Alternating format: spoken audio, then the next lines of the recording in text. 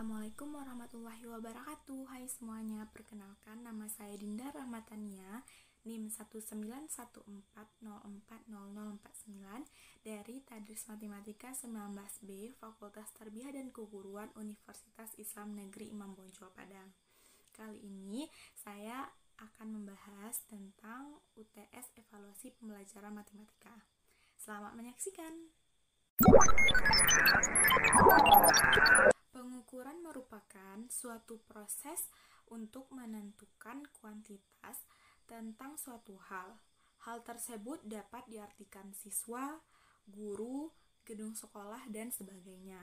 Dalam proses pengukuran itu, tentu saja memerlukan alat ukur, baik tes maupun non-tes. Contohnya, dari 100 butir soal yang diajukan dalam tes, Azizah menjawab betul sebanyak 90 butir soal. Itu merupakan pengukuran dengan sifat kuantitatif. Sedangkan penilaian merupakan suatu kegiatan yang berisi mengenai berbagai informasi yang berkesinambungan dan menyeluruh mengenai proses dan hasil pembelajaran yang telah dicapai oleh siswa. Contohnya, dari 100 butir soal, 90 butir soal dijawab benar oleh Azizah. Jadi dapat diartikan bahwa Azizah termasuk anak yang pandai. Itu merupakan penilaian yang bersifat kualitatif. Sedangkan evaluasi merupakan suatu proses yang menghasilkan gambaran peserta didik. Kemudian membuat pertimbangan dengan nilai dan arti. Contohnya, proses yang dimulai dari menentukan objek yang diukur, mengukurnya, mencapai hasil pengukuran, mengambil keputusan lulus tidaknya siswa, dan efektif tidaknya metode yang telah digunakan.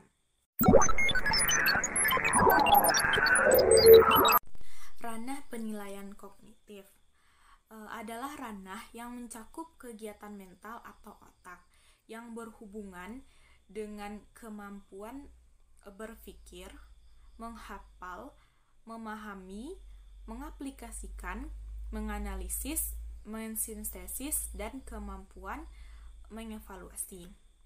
Contohnya, siswa dibina kompetensinya menyangkut kemampuan melukis jaring-jaring kubus. Namun, untuk dapat melukis jaring-jaring tersebut, setidaknya diperlukan pengetahuan kognitif tentang bentuk-bentuk jaring kubus dan cara-cara melukis garis-garis tegak lurus. Sedangkan ranah penilaian afektif adalah ranah yang berkaitan dengan sikap dan nilai. Ranah afektif mencakup watak perilaku seperti perasaan, minat, sikap, emosi, dan nilai.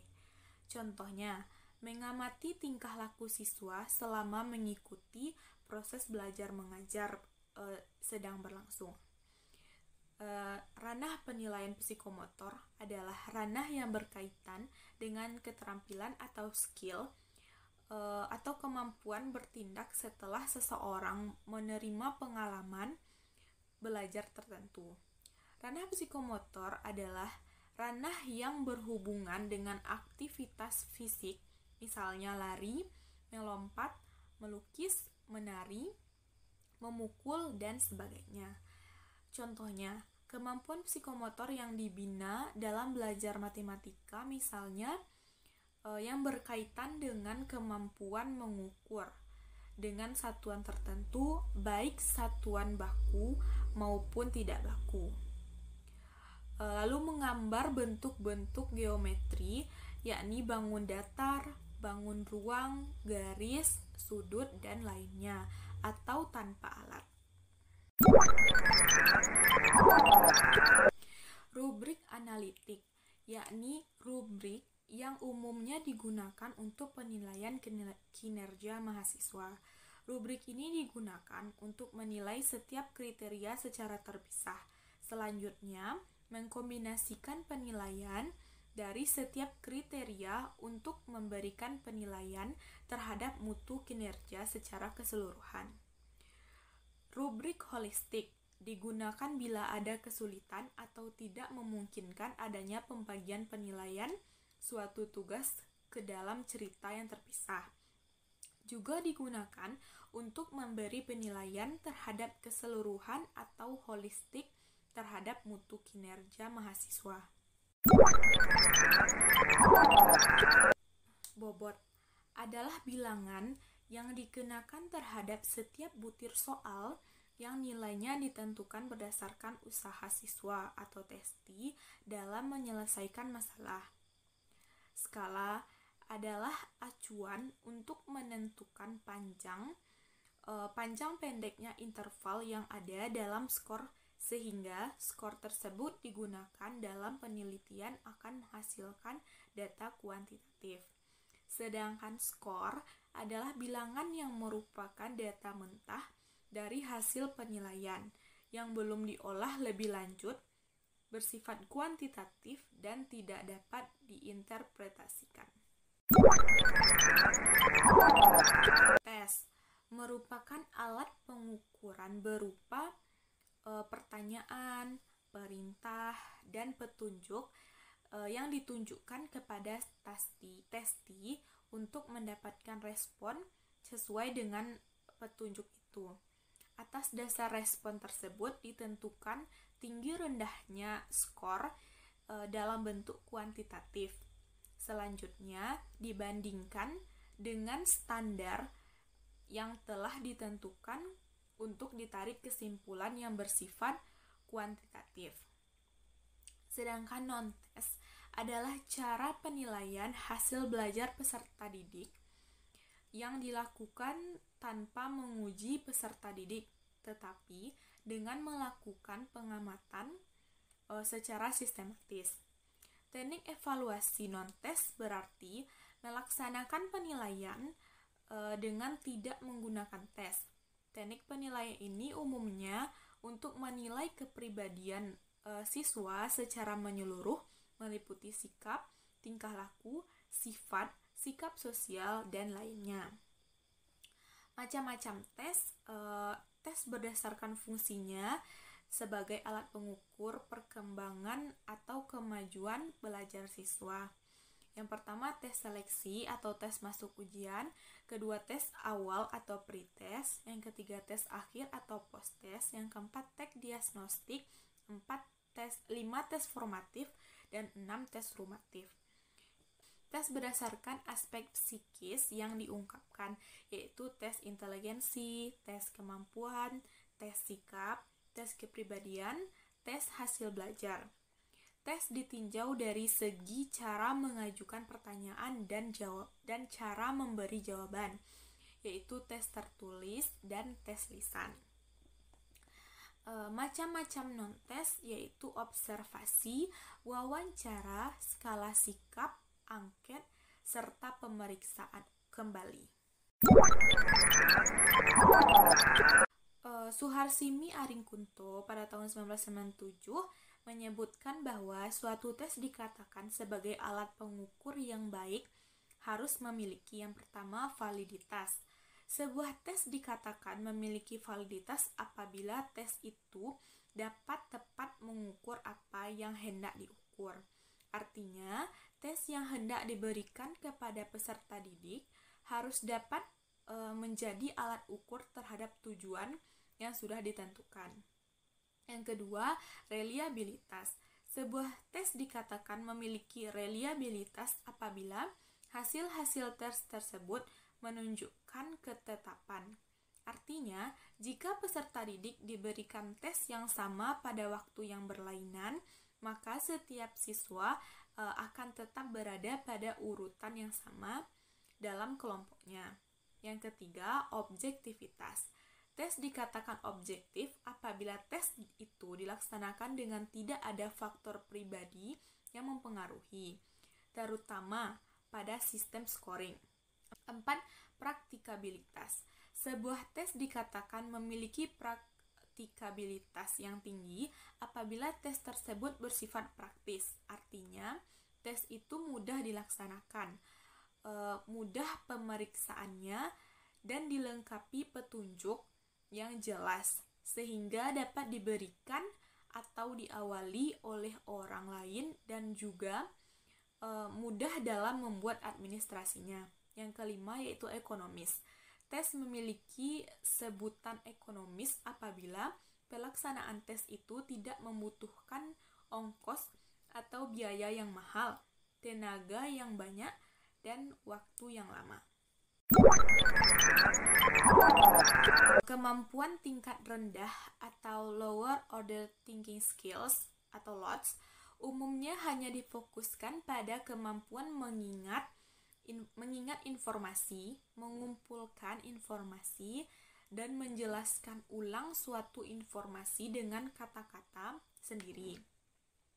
Sedangkan kemampuan tingkat tinggi atau high order thinking skills atau HOTS, yakni proses berpikir yang mengharuskan murid untuk memanipulasi informasi dan ide-ide dalam cara tertentu yang memberi mereka pengertian dan implikasi baru.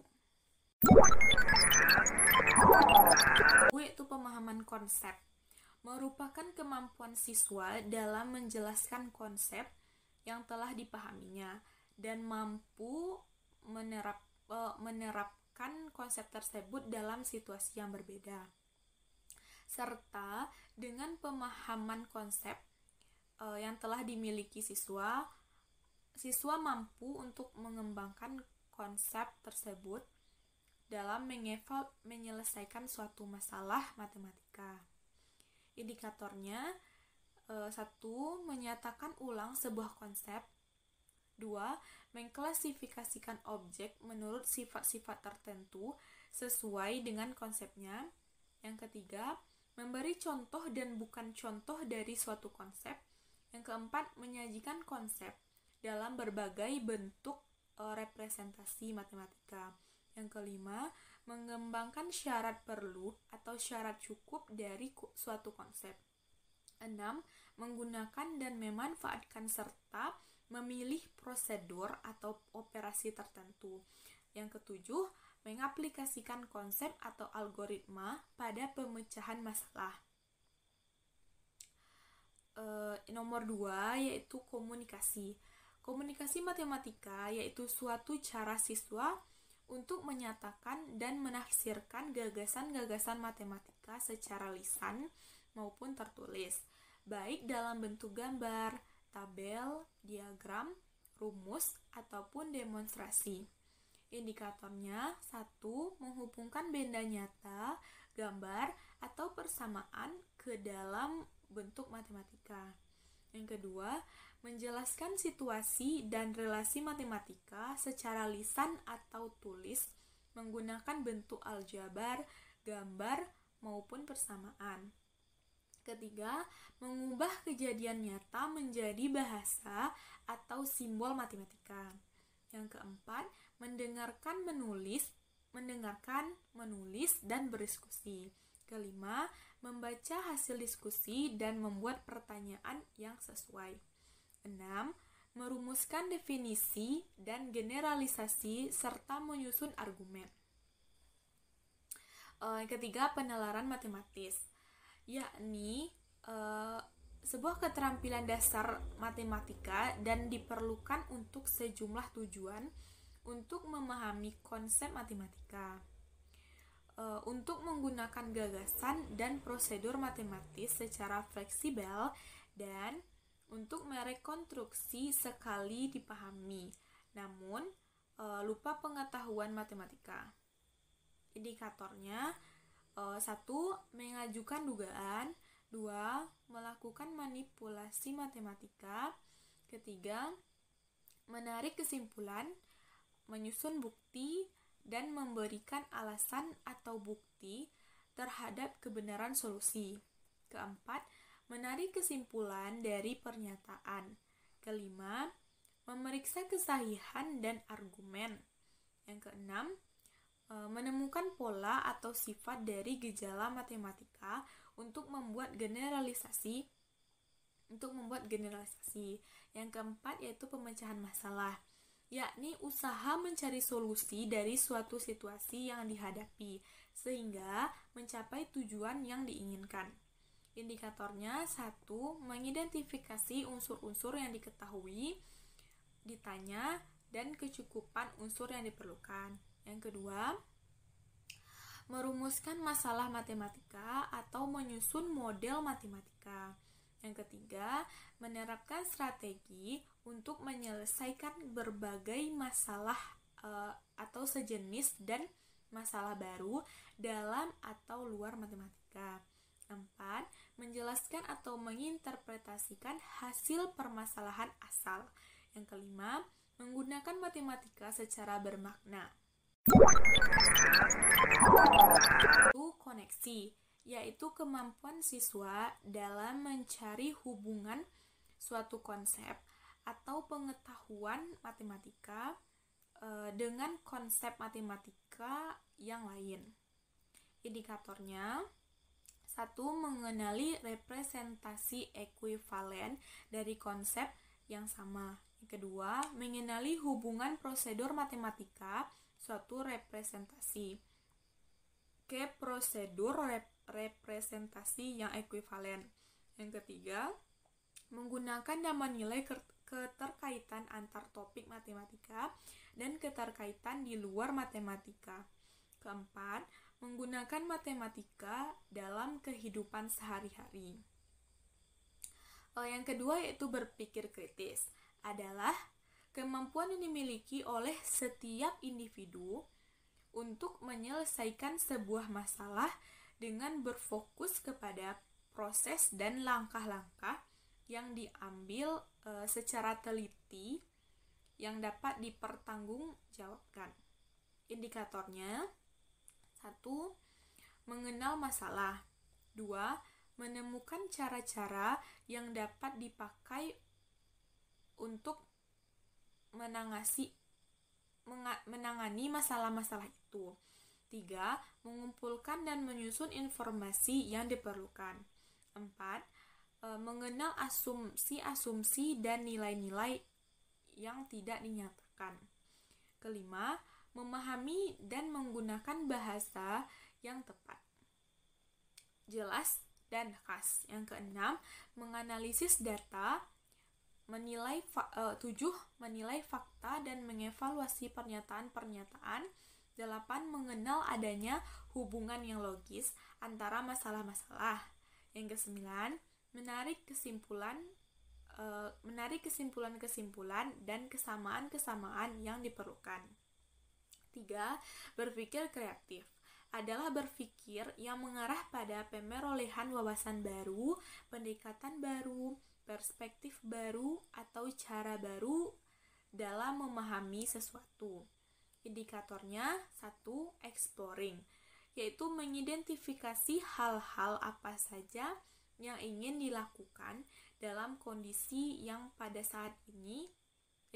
pada saat ini. Kedua, inventing, yaitu melihat atau mereview berbagai alat teknik dan metode yang telah dimiliki yang mungkin dapat membantu dalam menghilangkan cara berpikir yang tradisional.